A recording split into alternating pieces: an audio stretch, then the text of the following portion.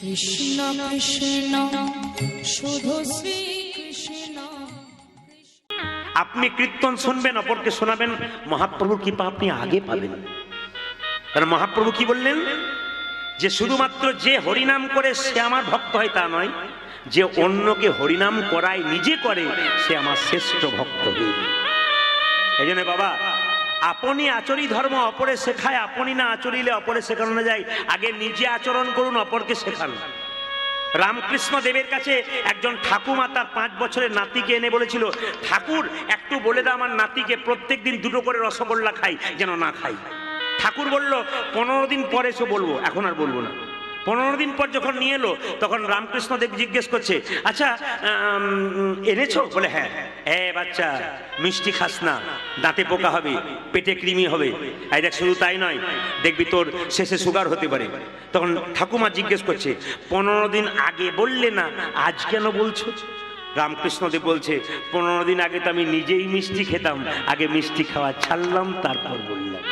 এই জন্য আপনি নিজে আগে আচরণ করুন, তারপর অপরকে বলুন, কাজ আছে। অনুকূল ঠাকুরে ভক্ত, এদিকে ফ্যানটা এদিকে, অনুকূল ঠাকুরে ভক্ত যারা আছেন তারা দেখবেন, অনুকূল ঠাকুর বলেছেন, শিক্ষা মুখে আছে কিন্তু ব্যবহারে নাই, এই শিক্ষার মুখে মারো ছাই। তোমার মুখে হাজার শিক্ষা, লোককে শিক্ষা দিচ্ছ, নিজেরই শিক্ষা নাই, ওই শিক্ষার কোনো দাম নাই। আগে নিজে শেখো, আগে নিজে আচরণ করো, অপরকে করাও, তবে তোমার করানো সার্থক। এই জন্য আপনাদের কাছে নিবেদন রইল। আর একটি মেয়েকে জিজ্ঞেস করলাম, তুমি কি করো? বলছে আমি বিউটি পার্লারের কাজ করি। আমি বললাম আমিও তো করি। প্রদীপ বাবু আপনি করেন? বলে হ্যাঁ। কখন করেন? কীর্তনের ফাঁকে ফাঁকে। আমরা না, কীর্তন চলতেই করি। বলছে বুঝতে পারলাম না। আমার, তুমি তো বিউটি পার্লারের কাজ করে লোকের বাইরেটা ভালো করার চেষ্টা করো, আর আমি বিউটি পার্লারের কাজ করে ভেতরের বিউটিটাকে বেরোনোর চেষ্টা করি। তার মানে ভেতরের ভক্তিটাকে জন্মে দিয়ে ভেতরটাকে সুন্দর করার চেষ্টা করি। এদিকে আসুন, আপনাকে রাখছি। আপনি প্রথমে আসুন। এদিকে আসুন। আপনাকে বলছি, এদিকে আসুন। ওই চশমা পরে আছি, চশমা পরে আপনি? ওই যে আপনাকে বলছি। না, আপনাকে বলি নাই, মুকুন্দ সরকার নবাবকে বলছি। কেন, অনেক লোক লাইন দিয়ে দাঁড়িয়ে আছে তো, ওই জন্য জিজ্ঞেস করছে, এদিকে আসুন। নবাব এসে জিজ্ঞেস করছে, আচ্ছা কবিরাজ, মুকুন্দ সরকার বলছে তোমার কি নাম? আমার নাম হোসেন ফকির। বেশ, এখানে মুসলমান হিন্দুর কোনো ব্যাপার নেই, সবার চিকিৎসা হয়। তোমার নাম হোসেন ফকির, কি হয়েছে তোমার? নবাব তখন বলছে, মুকুন্দ সরকার, নবাব হোসেন ফকির সেই বলছে, আমার পেটে যন্ত্রণা হয়েছে, একবার দেখে দাও। জেনে বলেছে যন্ত্রণা হয়েছে, এক কাজ করো তো, তোমার জামাটা খুলে ফেলো তো। এত বড় বাংলার নবাব মনে মনে ভাবছে আমার জামা খুলতে বলছে। ও তো আমায় চেনে না, আমি কে বটি? জামা আমি খুলবো, রোগ যদি ভালো না হয় তাহলে বুঝবে বেটা আমি কে এসেছি। প্রচুর লোক লাইন দিয়েছে, জামা খোলো। যে না জামাটা খুলেছে অমনি বলছে, এবার মাটির বারান্দাতে গড়াগড়ি দিয়ে দাও। বাংলার নবাব মনে মনে ভাবছে আমি সোনার পালঙ্ক ছাড়া শুই না, আমাকে গড়াগড়ি দিতে বলছে। কালের কাল বর্ষাকাল, হরিণে চাটে বাঘের গাল। আমি বাঘ তো, তুমি হরিণ আমার গালটা চেটে নিচ্ছ বিপদে পড়েছি বলে। তবে দেখবে যদি তোমার পেটের রোগ না ভালো হয়, এখনই দেখাবো আমি কে বটি। আরে গড়াগড়ি দাও। যেই না নবাব বুঝতে পারে না জামাটা খুলে গড়াগড়ি দিয়েছে ধুলোতে, অমনি চমকে উঠে বলছে, কবিরাজ। বলে কি, তোমার এখানে ওষুধ দেওয়া থাকে নাকি? বলে কেন? যেই না গড়াগড়ি দিলাম আমার অর্ধেকটা পেটের রোগ ভালো হয়ে গেল। কবিরাজ বলল কি জানি, সবাইকে দিতে দিতে একটু আধটু পড়ে গেছে। তত্ত্ব বলছে না, ভক্তপদ ধুলিয়ার ভক্তপদ ভক্ত শেষ হয় তিন মহা। কোন ভক্ত যদি ভক্তের চরণ ধুলিতে একবার গড়াগড়ি দিতে পারে, কোন ভক্ত যদি কোন বৈষ্ণবীর চরণ ধোয়া জল একবার মুখে বা মাথায় নিতে পারে, কোন ভক্ত যদি কোন বৈষ্ণবের উচ্ছিষ্ট প্রসাদ একবার গ্রহণ করতে তবে তার মানব জনম সফল হয়ে যাবে। তার একুল কুল দুকুল সফল হয়ে যাবে। যদি কেউ ধুলাতে গড়াগড়ি দিতে পারে। বাবা এইদিকে তাকাবেন, বাস্তব প্রমাণ না দিলে আপনারা বুঝবেন না। ধীরে, গত কয়েকদিন আগে আমি হুগলি জেলায় গান করছিলাম। কলকাতা থেকে 3টে মেয়ে একটা 4 চাকা গাড়িতে বাড়ির গান শুনতে এসছে। তো প্রথমেই গান শুনবার আগে আমার বাসাতে গিয়ে গোপাল 3টেকে নামিয়ে আমাকে নমস্কার করছেন। জিজ্ঞেস করলাম আপনাদের বাড়ি? কলকাতা। এখানে কে আছে? এরা আমার আত্মীয়। কীর্তন শুনতে এলাম, আপনাকে সব জায়গায় পাওয়া যায় না, চলে এলাম। তো বললাম গোপালকে নিয়ে এসছেন? ওটা তো সার, গোপাল ছাড়া তো কিছু নাই। আস্তে মন দিয়ে শুনলেন। তা কীর্তন যখন শুরু হলো আপনারা চমকে যাবেন, যেটা আপনারা করতে পারছেন ওরা করছে। ওরা কারা? পরিচয়টা পড়ে দেবো ওরা কারা। 3টি মেয়ে 3টে গোপালকে স্টেজে রেখে নিচে বসে ভক্তি ভরে শুনছে, খুব দামি দামি শাড়ি পরে। কীর্তন যখন শেষ হয়ে গেল 3টে মেয়ে ধুলোতে গড়াগড়ি দিচ্ছে। যে মেয়েটা খুব সুন্দর শাড়ি পরে চোখে জিজ্ঞেস করলাম, আচ্ছা দিদি, তুমি যে শাড়িটা পরে ধুলোয় গড়াগড়ি দিচ্ছ, তা তোমার শাড়িটা নষ্ট হয়ে যাবে না? উনি বলছেন, বাবা তোমার কীর্তনে শুনেছি স্বামীর যদি 10টা কাপড়ের দোকান থাকে, যেদিন দেখা থেকে প্রাণ চলে যাবে সেদিন শ্মশান ঘাটের চিতাতে একটা কাপড় শরীরে দেবে না, শাড়ির দিকে তাকালে হবে না। ভক্তের চরণ ধুলি কোনোদিন পাই না, কৃপা করে পেয়েছি যখন, তখন এই সুযোগ আমি কোনোদিন হারাইব।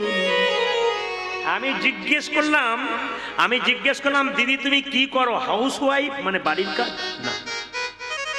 উনি বললেন, বাবা আমি কলেজের প্রফেসর, কলেজের অধ্যাপিকা। ওই মেয়েটা বাচ্চা গোপালকে কোলে করেছে আর মূর্তি গোপালকে এখানে বসে কীর্তন শুনছে।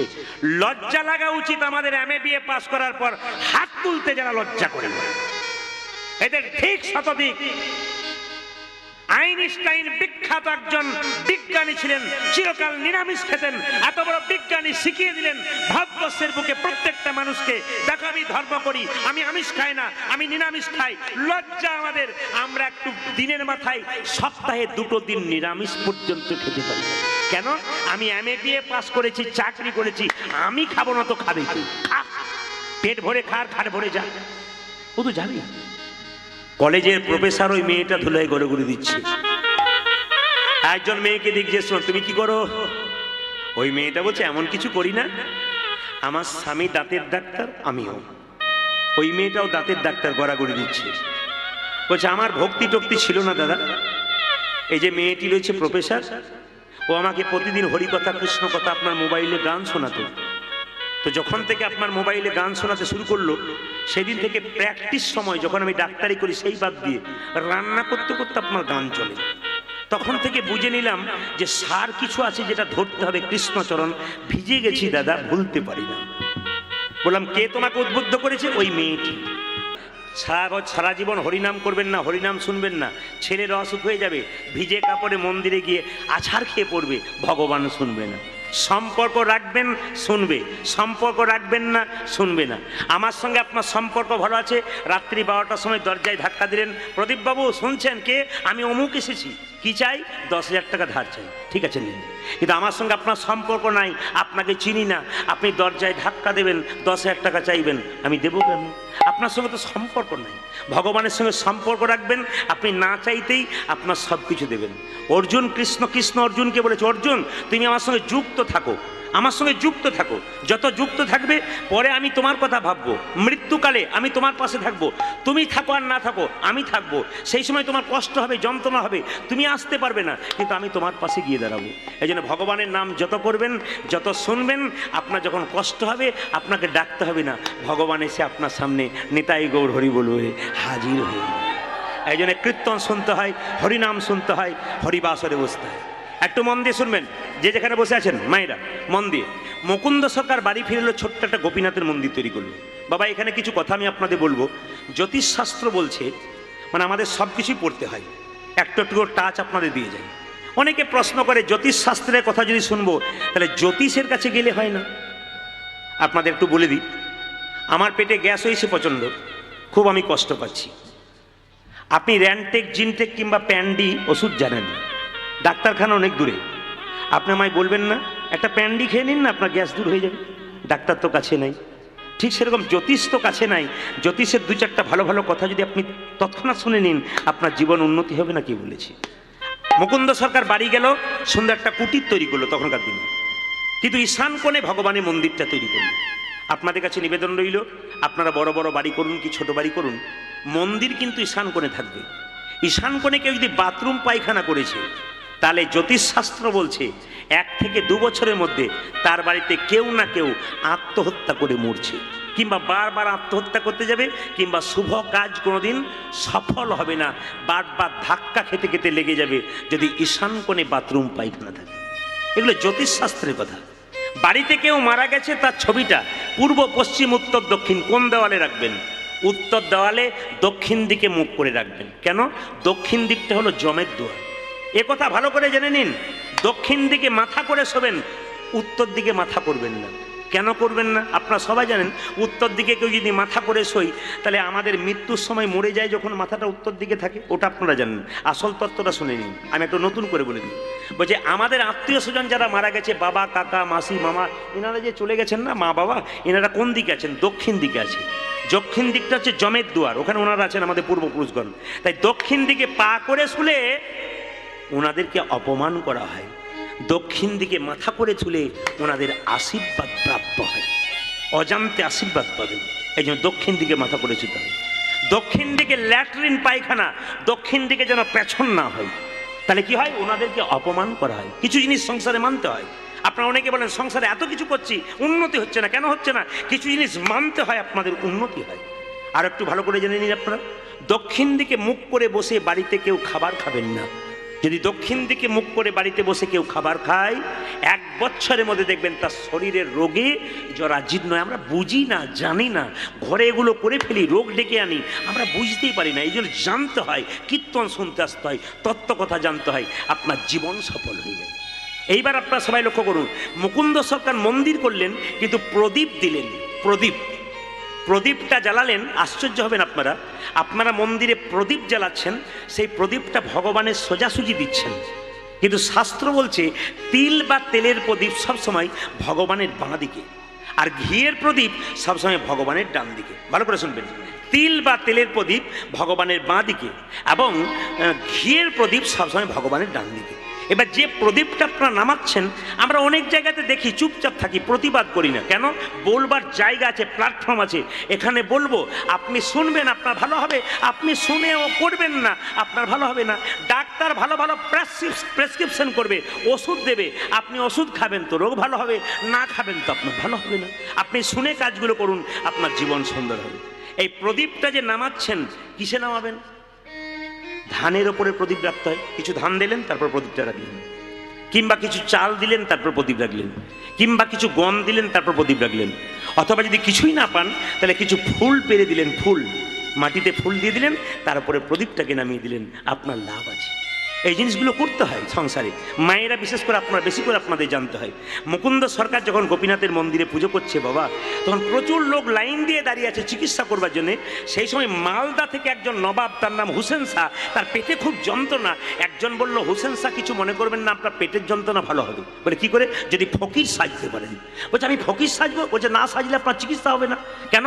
মুকুন্দ সরকার শ্রীখণ্ডে বাস করছে, তিনি কিন্তু চিকিৎসা করেন, কিন্তু গরিবের করবে, বড় লোকের করবে না। আপনি নবাব শুনলে চিকিৎসা করবে না, তাই আপনি ফকির সেজে গেলে চিকিৎসা করতে পারেন। নবাব হুসেন শাহ হোসেন ফকির সেজে তাড়াতাড়ি এলেন, জানতে দিলেন না মুকুন্দকে যে আমি হোসেন ফকির, মানে নবাব এসেছি। চুপচাপ সামনে দাঁড়িয়ে আছে, আর দেখছে প্রচুর লোক লাইন দিয়ে দাঁড়িয়েছে। মুকুন্দ তখন ভগবানের গুণকীর্তন শুনছে। পদাবলী শুনুন, যদুনাথ দাসের, আপনাকে বলছি, শুনবেন। মুকুন্দ সরকার গাইছে, কি গাইছে? মহাপ্রভুকে দেখছে আর গাইছে, আমার কানু সে বিনোদ রায়, আমার কানু সে বিনোদ রায়। উলধ্বনি, ওই আমার কানু সে বিনোদ রায়, কানু সে বিনোদ রায়, আমার কানু সে বিনোদ রায়, আমার কানু সে বিনোদ রায়। ওই আমার কানতে বিনোদ রায়, ওই আমার কানতে বিনোদ রায়।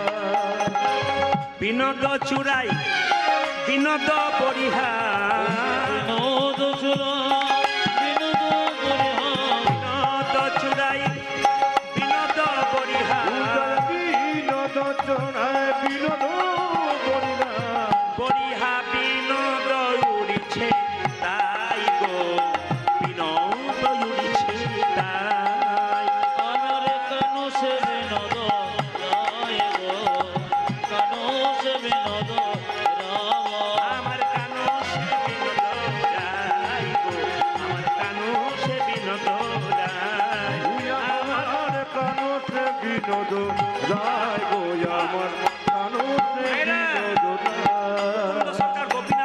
ছাড় গাইছে ও তার বিনোদ ললাটে বিনোদ তিলক বিনোদ বিনোদ সাজে আমার বিনোদ ললাটে বিনোদ বিনোদ বিনোদ বিনোদ সাজে বিনোদ ললাটে বিনোদ তিলক বিনোদ বিনোদ সাজে উদরে বিনোদ ললাটে বিনোদ তিলক বিনোদ বিনোদ সাজে। আপনারা যারা কীর্তন শুনতে এসছেন উত্তর 24 পরগনার এই মাটিতে, আপনার এখানকার মানুষ, আপনাদের ললাটের দিকে তাকালাম, কোনো মায়ের দেখলাম আছে, কোনো বাবার আছে, কোনো মায়ের আবার নাই, কোনো বাবার আবার নাই। তাহলে তিলক নিলে কি ভক্ত হওয়া যায়, না নিলে কি ভক্ত হওয়া যায় না? তিলক তো দোকান থেকে কিনতে পাওয়া যায়, পড়লে কি ভক্ত হয় না? বসন দোকান থেকে কিনতে পাওয়া যায়, পড়লে ভক্ত হওয়া যায়। পুলিশ যখন ডিপার্টমেন্টে মানে ডিউটিতে থাকে তখন পুলিশের খাকি পোশাক পরলে পাওয়ার কিন্তু বেড়ে যায়, কিন্তু যখন দেখবেন সাধারণ পোশাক থাকে তখন পাওয়ার একবার ডাউন হয়ে থাকে। ঠিক সেরকম আপনারা জানবেন যখন তিলকমালা নেবেন তখন দেখবেন আপনার ভগবানের প্রতি ভক্তিটা এগিয়ে যাচ্ছে, আর তিলকমালা না দিলে আপনার যেতে যেতেও মাঝখানটাতে থেমে যাচ্ছে।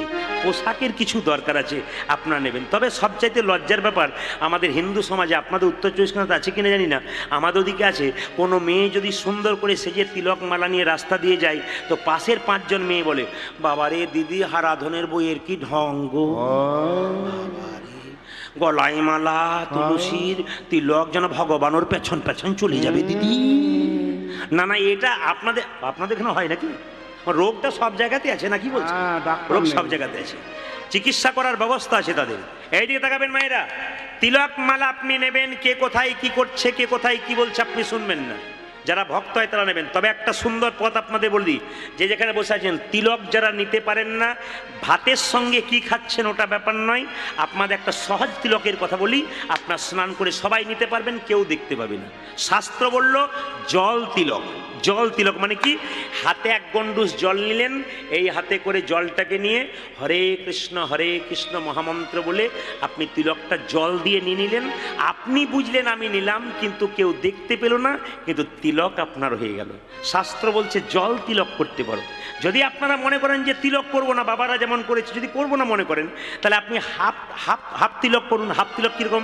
বাচ্চা ছেলেরা সাইকেলে চাপে, প্রথমে কি সিটে চেপে যায়? জোরে বলুন হ্যাঁ না। প্রথমে হাফ প্যাটেলে চাপে, তবে সিটে যাবে। 1-এ ভর্তি হন, তবে তো আপনি 5 হবেন, সবে তো আপনি বিএ পাস করবেন। স্কুলে আগে ভর্তি হন। আপনি কি করবেন? তুলসী গাছের নিচে যে মাটিটা রয়েছে গাছের নিচে, আপনি জল ঢালতে ঢালতে এই আঙুলে হরে কৃষ্ণ কৃষ্ণ কৃষ্ণ হরে হরে, হরে রাম। আপনার বাচ্চাকে দেবেন, আপনি দেবেন, সবাই নেবেন। সবাই মিলে কি করবেন? এই তিলকটা নেবেন। কি? তুলসী গাছের নিচের মাটি। আপনাদের বলবো, অনেকে প্রশ্ন করে, প্রদীপ বাবু এই আঙুলটা দেখান কেন? একজন আমাকে ফোনে বলছে, আচ্ছা প্রদীপ বাবু এই আঙুলটা বারবার দেখান কেন তিলক নেবার সময়? কেন এই আঙুলটা দেখান না, এইটা দেখান না, এইটা দেখান না, এইটা দেখান কেন? এইটা দেখাতে পারেন। শাস্ত্র কি বলছে দেখুন, কি বলছে? এটার নাম কি? বৃদ্ধাঙ্গুষ্ঠী, বুড়ো আঙুল। তাকাই নেন সবাই। এটার নাম কি? তর্জনী। এটার নাম কি? মধ্যমা। এটার নাম কি? অনামিকা। এটার নাম কি? কনিষ্ঠা। অনামিকা মানে কি? এর নাম নাই না। অনামিকা মানে ভগবান বিষ্ণুর আঙুল। এখনই বললে সবাই বুঝবেন। যারা এখানে দীক্ষিত হয়েছেন, গুরুমন্ত্র নিয়েছেন, বলুন তো কোন আঙুল থেকে মন্ত্র ভজন শুরু হয়? দেখান, আমাকে দেখান। এই আঙুল থেকে শুরু হয়। এই জন্য আপনি ভগবানকে তুলসী পাতা দেবেন, তাও এই আঙুলে দেবেন। ভগবানকে একটা বাতাসা দেবেন, এই আঙুল টাচ থাকে।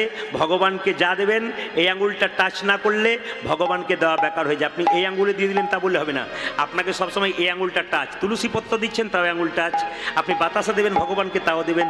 নকুল দ্বারা দিচ্ছেন, তাও দেবেন। যা দেবেন, চিড়ে প্রসাদ দিচ্ছেন, তখন চিড়ে যখন মাখছেন তখন তো 5টা আঙুল, এই আঙুলটা মেখে যাচ্ছে, অসুবিধা নেই। কিন্তু ছোটোখাটো জিনিস দেবেন, তখন এই আঙুল যেন টাচ থেকে যায়।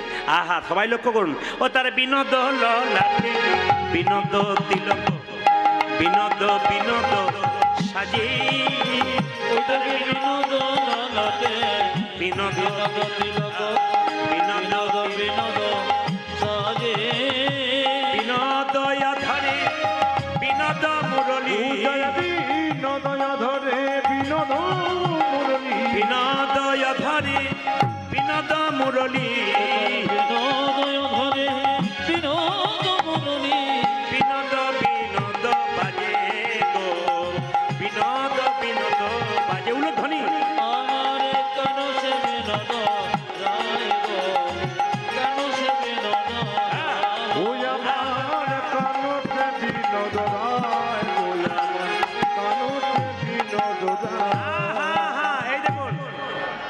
ভগবান তো বিনোদ মানে সুন্দর, আর যে মালা গেঁথেছে সেও সুন্দরী। আহা বিনোদ গলায় বিনোদ মালা, বিনোদ বিনোদ দোলে। আমার বিনোদ গলায় বিনোদ মালায় বিনোদ বিনোদ দোলে। বিনোদ গলায় বিনোদ মালা, বিনোদ বিনোদ দোলে। পূজারে বিনোদ গলায় বিনোদ মালা, বিনোদ বিনোদ দোলে। মন বিনোদিনী বিনোদ গাঁথুনি, বিনোদ গাঁথুনি মন বিনোদিনী বিনোদ গাঁথুনি, মন বিনোদিনী বিনোদ গাঁথুনি। গেথেছে বিনোদ ফুলে গো, গেথেছে বিনোদ ফুলে। হরি বল। আমার কানু সে বিনোদ রায় গো, কানু সে বিনোদ রায়। পূজা আমার কানতে বিনোদ রায়, আমার কানতে বিনোদ আহা, তারপর বিনোদ কোটিতে বিনোদ ধুতি, বিনোদ বিনোদ সাজে। তোর বিনোদ কোটিতে বিনোদ ধুতি, বিনোদ বিনোদ সাজে। বাবা একবার বললেন পদাবলিতে একবার জানতো। আপনাকে বলি, ধুতি আর ধুতির মধ্যে তফাৎ কি? ধুতি আর ধুতির মধ্যে তফাৎ কি? বিনোদ কোটিতে বিনোদ ঢটি, বিনোদ বিনোদ সাজে। ধুতি আর ধুতি কি? এখানে আমি পড়েছি কোনটা ধুতি কোনটা ঢটি। কীর্তন শুনতে গেলে ওগুলো জানতে হবে বাপ, না জানলে কীর্তন শুনতে হয় না। মানে শুনতে হবে, এত বয়স হলো আপনি পদ শুনবেন আর মানে জানবেন না। বিনোদ কোটিতে বিনোদ ধটি, ধটি হচ্ছে এইটা, আর ধটি কোনটা যেটা গিঁট দিয়ে বেঁধেছি। বিনোদ কোটিতে বিনোদ ধটি, বিনোদ বিনোদ সাজে। আমার বিনোদ কোটিতে বিনোদ ধুতি, বিনোদ বিনোদ সাজে। বিনোদ চরণে বিনোদ নুপুর, বিনোদ চরণে বিনোদ নপুর, বিনোদ চরণে বিনোদ নুপুর, বিনোদ জনমে বিনোদ নপুর। বিনোদ বিনোদ বাজে গো, বিনোদ বিনোদ বাজে। তুই আমার কানতে বিনোদ রায়, তুই আমার কানতে বিনোদ রায়। আমার কানু সে বিনোদ রায় গো, কানু সে বিনোদ এইবার রায়। পদ যে গাইবো, যিনি পদ লিখেছেন পদকর্তার নাম শেষে থাকে, সবাই প্রণাম করবেন। যদুনাথ কই বিনোদ নাগর, বিনোদ কদম্ব তলি। আমার যমুনাথ কই বিনোদ নাগর, বিনোদ কদম্ব তলে। ওই যদুনাথ কই বিনোদ নাগর, বিনোদ কদম্ব তলি। জয় জগন্নাথ বিনোদ নাগ, বিনোদ কদম্ব তলে। কত বিনোদিনী বিনোদ হেরিয়া, কত বিনোদিনী বিনোদ ঘেরিয়া, কত বিনোদিনী বিনোদ হেরিয়া। কত বিনোদিনী বিনোদ বেরিয়া। কলসি ভাসাইল জলে গো, কলসি ভাসাইল জলে।